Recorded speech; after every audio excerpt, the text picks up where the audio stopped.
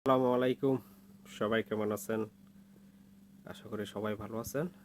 তো আজকে ইউটিউবে বা সোশ্যাল মিডিয়াতে একটা জিনিস লক্ষ্য রাখলাম যে তামিম ইকবাল অসুস্থ হওয়ার কারণে ট্রিটমেন্ট চলতেছে। তো যে ডাক্তারগণ ট্রিটমেন্ট করতেছে, যে ওনারা একটা ব্রিফিং করছে মনে হয়। এই ব্রিফিংয়ে একটা কথা উল্লেখ করছিল যে তামিম ইকবাল ওনাদের কাছে ধূমপান করার জন্য চেষ্টা করছিল বা চাইছিল ওনাদের কাছে।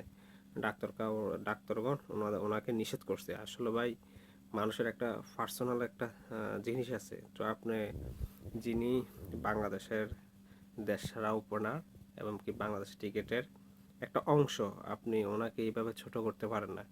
যে প্রপারলি পাবলিক ফাংশনে আইসে আপনি এই কথাটা বলে দিছেন, আসলে এটা মোটেও কাম্য নয়। যেটা ওনারও একটা সম্মান আছে। যেহেতু আপনি এটা না বলতে পারতেন ধূমপান, উনি ধূমপান করে কেন, কি আসে বিষয়, ধূমপানের কথাটা যদি না তুলতেন তাহলে ভালো হইতো।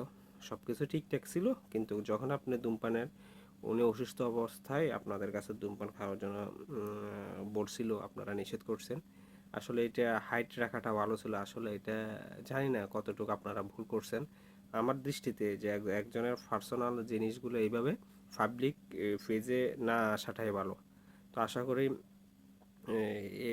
ভবিষ্যতে যারা এরকম ট্রিটমেন্ট করবেন, কারো পার্সোনাল জিনিস নিয়ে এইভাবে মন্তব্য করবেন না মিডিয়ার সামনে। মানুষের ব্যক্তিগত জীবন অনেক কিছু থাকে। তো আমরা ব্যক্তিগত জীবনগুলোকে আমরা ফুস করে আমরা পাবলিক ফাংশনে আনবো না। ওকে, আসসালামু আলাইকুম।